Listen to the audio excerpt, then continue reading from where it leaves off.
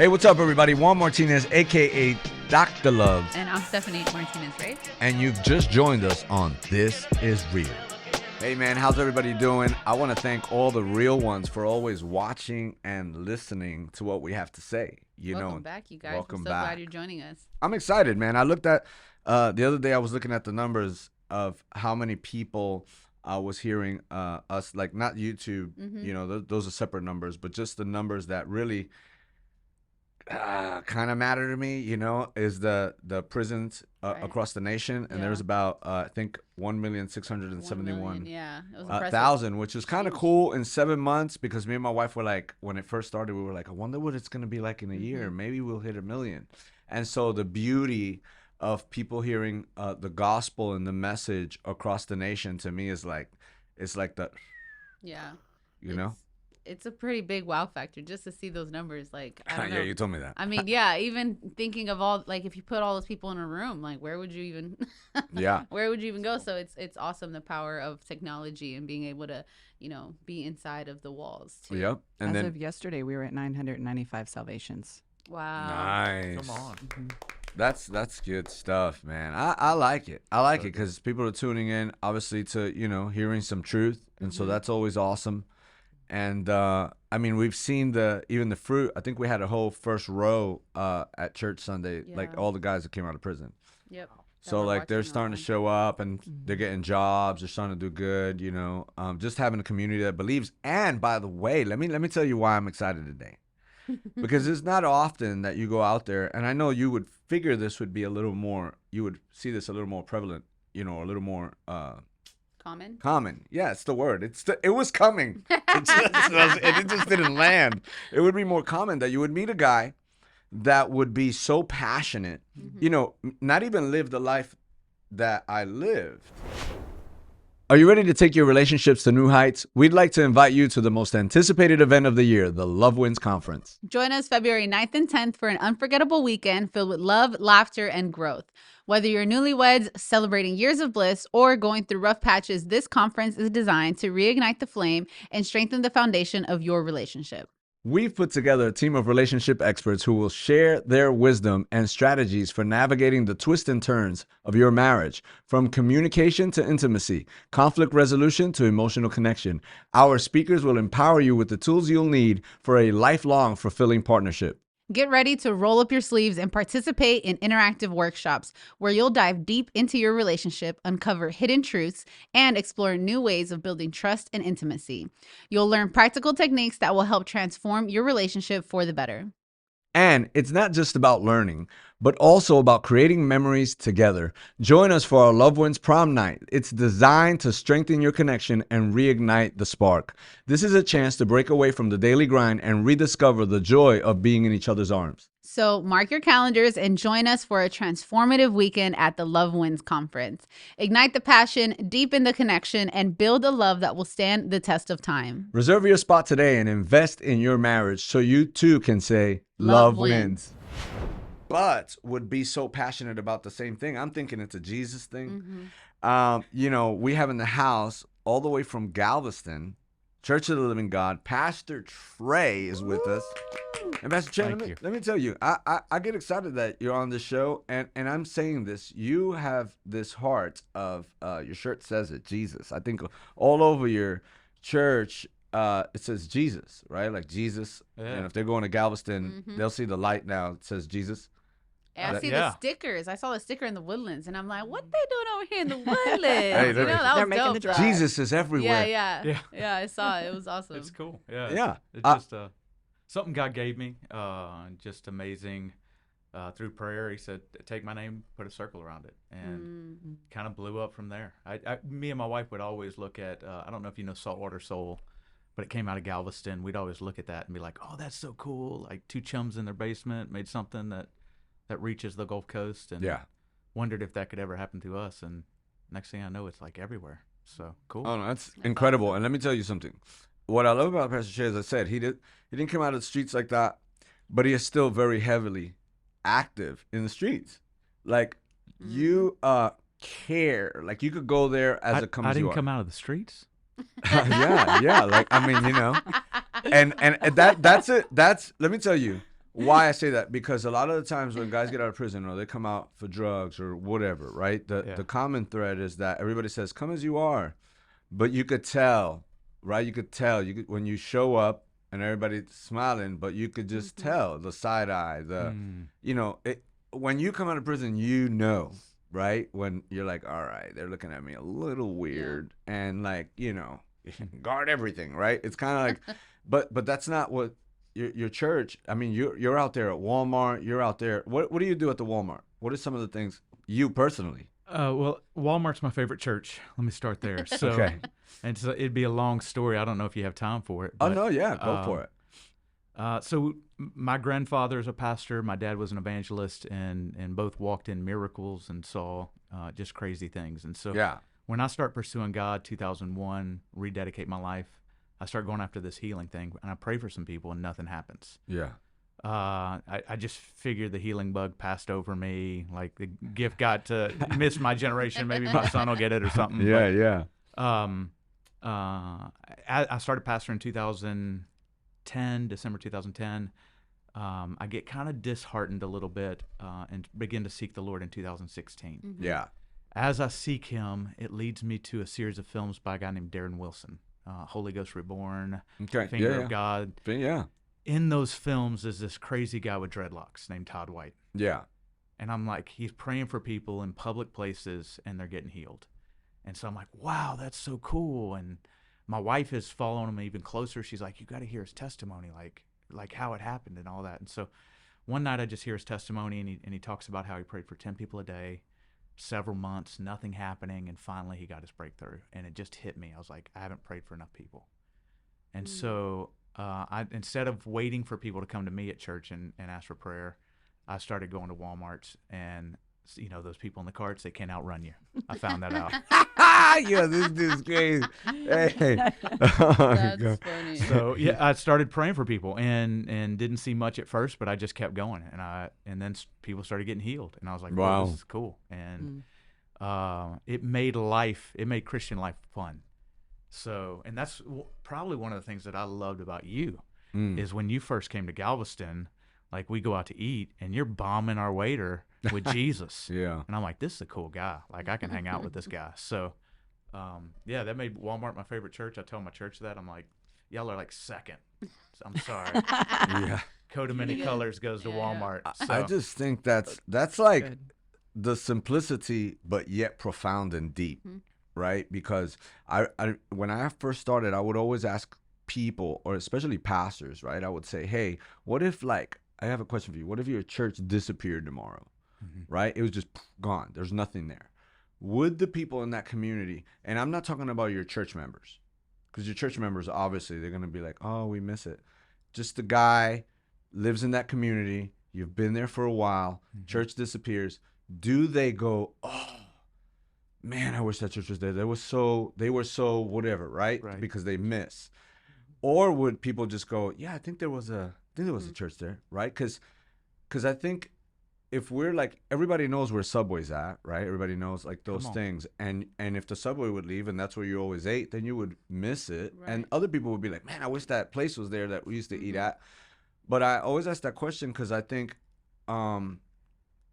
sometimes we don't think of that stuff, or even the fact that my follow-up question would be, hey, and when you go out there, I told this guy one time, I said, when you go out there, I want you to go out there, and not because there's an outreach, not because there's something, I want you to tell me, give me a call when you see somebody praying for somebody, right? And then I said, you know, this guy, it took him a year, right? Not because there's an outreach, you're just going into places, right? And then I asked him, are you part of that problem? Right? Because if you didn't see nobody, Yeah. right? Well, why didn't you? Come Because the thing would have been like, I didn't see anybody, but I did, right? Yeah. Now Right. you're like, yeah, but he's like, no, I didn't see nobody. And it's like, did you? Yeah. So you're a part of the problem. And could you imagine? Because you'll see somebody smoking or drinking or eating, right? But we don't often see people praying for people. And yet this nation is under God, and we have churches everywhere, Yes. and nobody stops to think an encouraging word or praying. You should at least see one a day, It's good. Yeah. right? One? Yeah. Like, think about it. Today, walk around and actually, as you're going through your day, ask yourself, did you see someone praying for someone? Yeah. Uh, It's almost scary it is. because you're it like, is. nobody's doing it. It was a Mm. crazy breakthrough in our church. So I'm pastoring a small church. Yeah. When I start praying for people, I start telling my testimonies. Yeah. And I get people to start doing it. Mm-hmm. And so we started being known as that church that would go out and pray for people, Dope. and just crazy everywhere.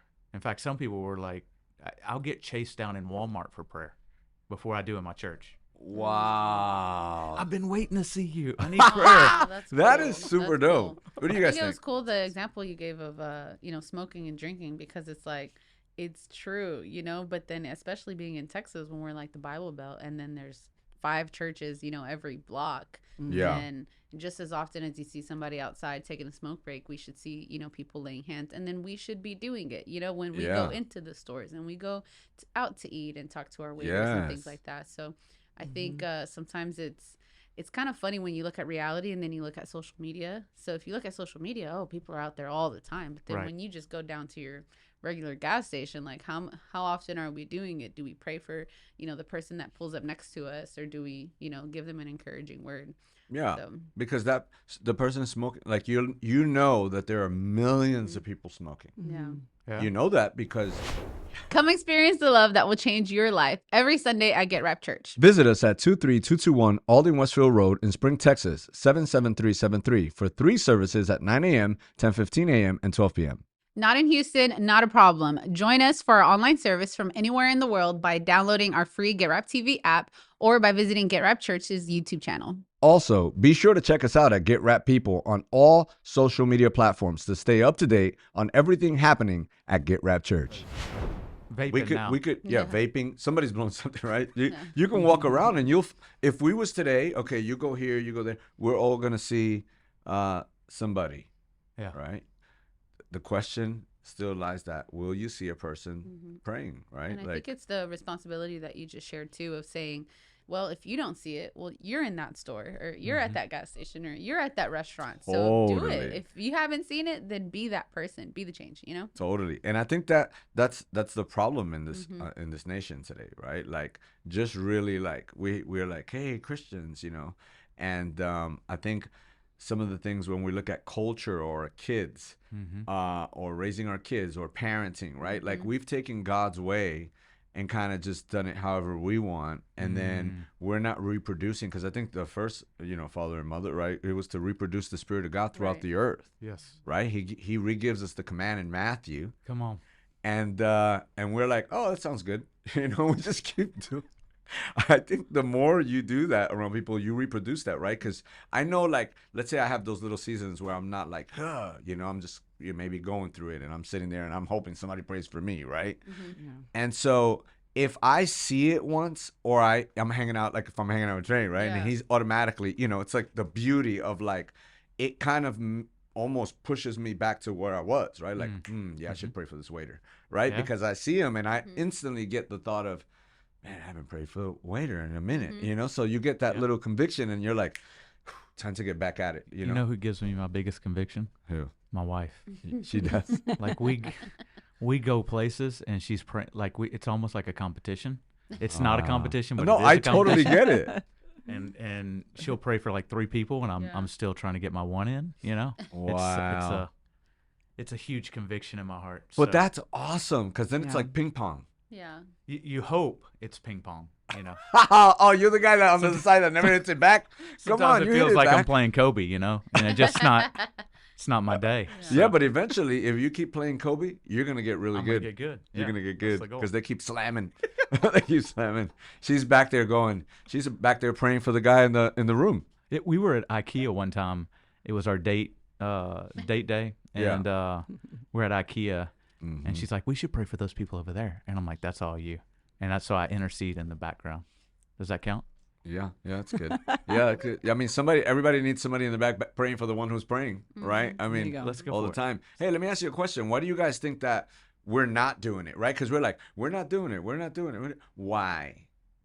Why aren't we, right? Because I'm pretty sure we pray at church. We pray, at home. You know, right? we do Through- we do night out with Jesus and stuff, you know, and I think the most common, I guess, factor of people's apprehension to doing it is like they're afraid or they're just not, they've never done it before. Yeah. Right. And so I think maybe we've put church in a box and Jesus in a box to say, well, this is when we talk about him and this is where we can and this is where we can't. So we separate secular and so, from yeah, and then we think, oh, well, you know, we can have Jesus on our bumper sticker, but if we're talking to the person, we can't talk to Jesus. We can't talk about Jesus. Yeah. You know, and I think that's the fear that people have, is that maybe it's socially incorrect to like bring up, and that's what usually happens, right? Oh, don't talk about politics, don't talk about religion, Yeah. and this and that. And so then we have submitted to the culture instead of us influencing the culture and saying like, no, this is what I believe, and so this is what I'm going to talk about, and this is where I'm going to pray, and this is where I'm going to, you know, speak and all that. Yeah. And it reminds me of cancel culture, which is what we are dealing with right now. If you speak or stand up for anything that somebody else does not agree with, especially if you're a politician or you're somebody of high influence, they're shut down and they're canceled immediately because the people that are listening are not liking and in agreement with what they have to say. And so I think it's the same with Christianity and with you as your church of Church of the Living God, and with us as Get Rap, making Christ known by the way we love everywhere we go, and helping people develop that intimate relationship with God, and you leading by example as Walmart being a church. And so then those that are in your congregation that you are shepherding, they're watching you do it as a lifestyle and not just a sermon from the pulpit. That's good. So What do you you're think? giving them the okay, and you're modeling it, and that's what we need to do better at. And I think Living people it are out. becoming like more aware too, even though it's nowhere near, but I don't know his name, but the basketball player where they censored his interview. Oh, he CJ opened Stroud. with, yeah, right? he opened with, you know, thanking Jesus, but then they cut it off. And so everyone, you know, was like, hey, and so I think even that is pretty cool, because it's like, hey, you used to censor, you know, cuss words and this and that, and you're going to tell me now Wow, you can censor yeah. Jesus, but then everyone wants to talk about freedom of speech. And so even though the tables have been turned previously, I feel like they're starting to turn the other way, where it's like, hey, if you're asking, you know, for, you know, political things, but you're asking for like equality here, but it has to be across the board. Yeah, because also. everything that is, it's flipped. It's a biblical statement, right? That they're going to call what is bad good, Right. and what is good bad. So it's like when we used to censor, I think it was Roseanne Barr or something like that, that were on TV. She was the first one to like use the B word, right? And it was like, Right. Yeah. right? But that was the beginning of all hell breaking loose, right? Because now it's That's like everywhere. G-rated stuff right That's now. like, oh, let me tell you, that is It's acceptable. nothing now. Yes. Not saying, Socially hey, we don't want you to go, you know, I mean, but being real, like it's everywhere. Yeah. Right? What are some of your, you know, when you think about raising kids in this culture or even changing culture, what are some of the things that come to your heart? Like, what is God placing in your heart? So I had this recently, since you asked that, recently we had our daughter come home with a book by LGB. No, I don't Yeah. even know. I the LGBWXYZ. Let's like, just go LGB and we'll Okay, and the okay, rest we of can them say a don't lot get of counted, I initials. guess, I don't know. But so she brings this book home and tells my wife, and then tells me. I get kind of fired up, little Jehu, and rip up the book, but that's a whole nother story. Hey, we have. Let us show Working you on right now on the camera. As he's like, We cut that on no. Anyway, we have a moment. I talk with my kids, get kind of a synopsis of the book, and it seems kind of I compared it to this generation's Mrs. Doubtfire. So it was a divorced family, but the family got divorced because the dad found out he was gay and wanted a male lover. And the only problem, my biggest problem, besides the fact it's adultery and not sticking with the covenant and homosexuality, my biggest problem was anybody that disagreed with that view was seen as short-sighted, idiotic, hateful, and portrayed that way in the book. And so, if my kid reads this, then her dad, her mom, are going to be already pinned against her new seeds that went into her heart. Right. And she's in 4th grade.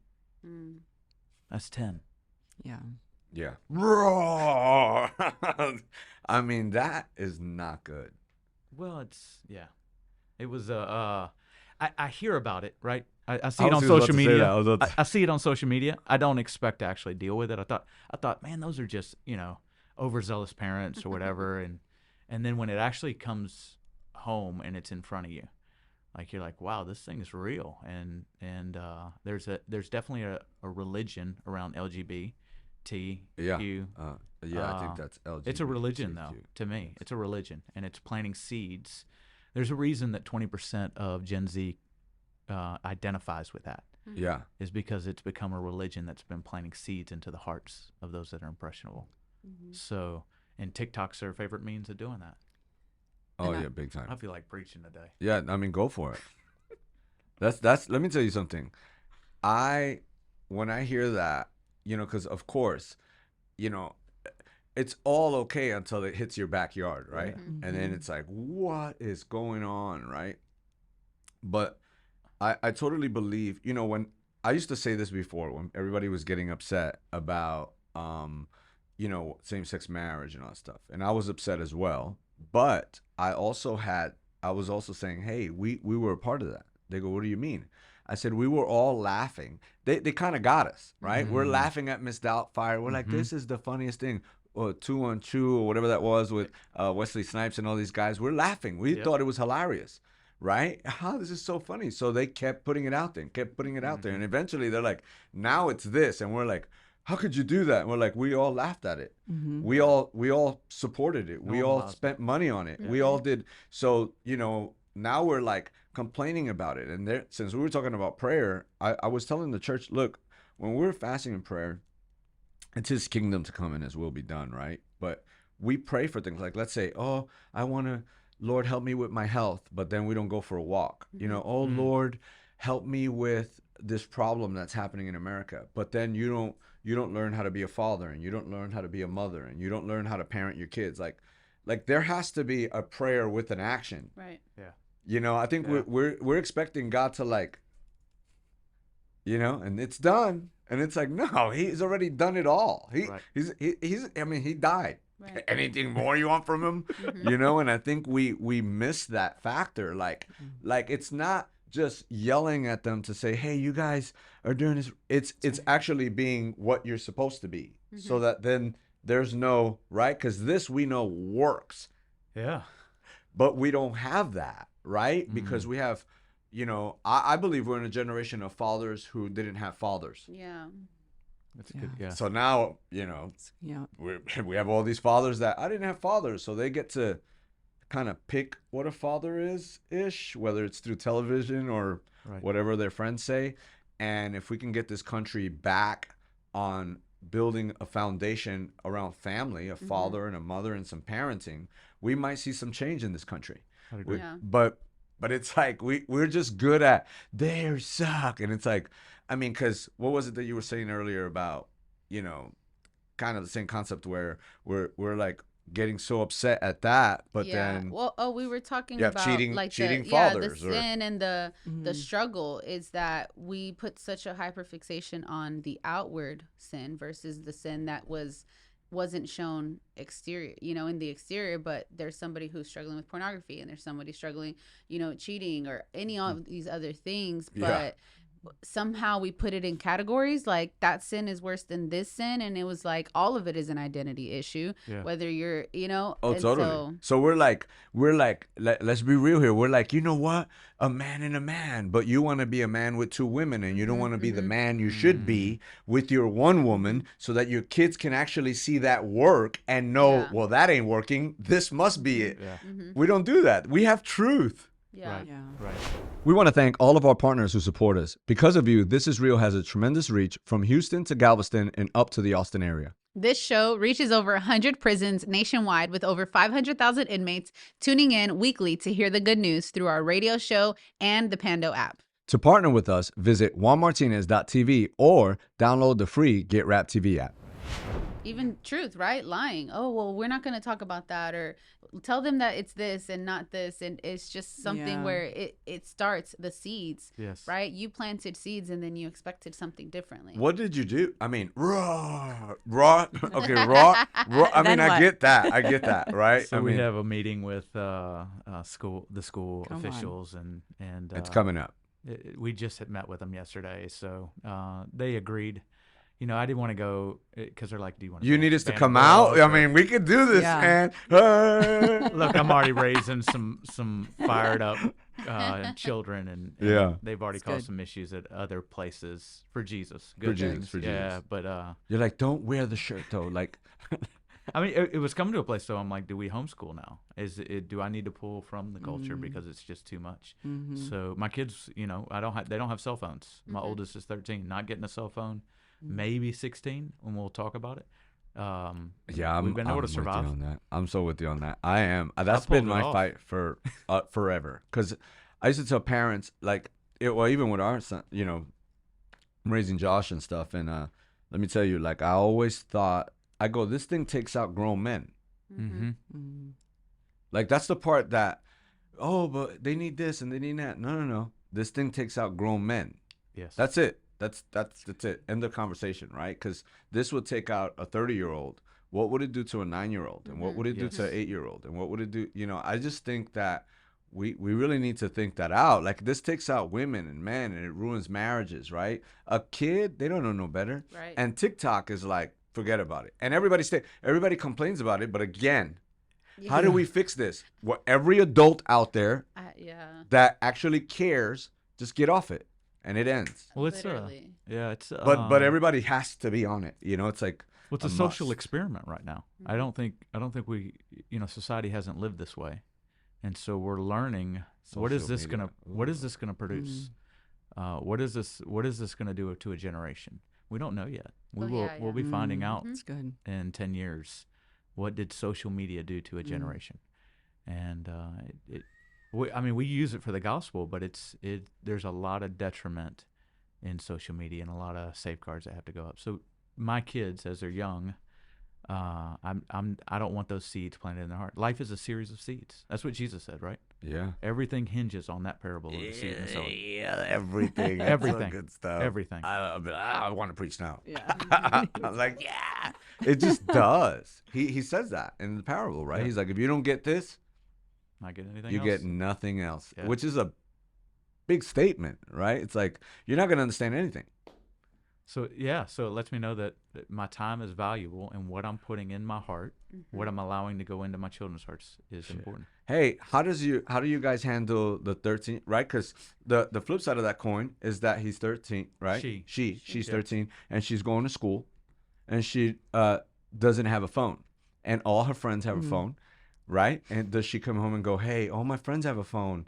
Like, how do you as a parent navigate through, right? Because, I mean, I'm just, They get to. it's and It's a I great don't. question. I mean, I just think it's important because the flip side of a no. coin is another human being that has to deal with the world. And some parents they're like, I want to do that, but I don't know how, or I'm not even going to get in there, you know, because I got to deal with all this stuff. How do you guys navigate through that? What?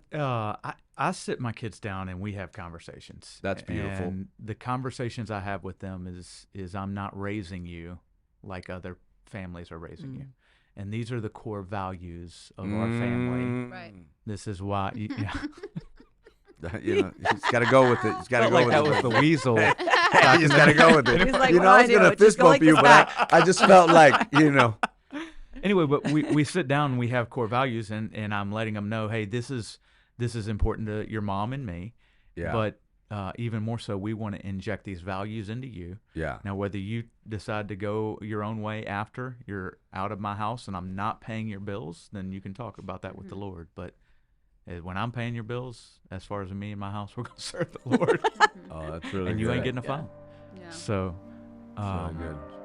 yeah, so they understand. They understand why I'm You're making giving them an decisions. understanding. Yeah. And that's a wrap. Thank you. This is Real Family for joining us. You can be a part of the crew by following us on social media or writing us at P.O. Box 671-626, Houston, Texas 77267. And don't forget, stay real.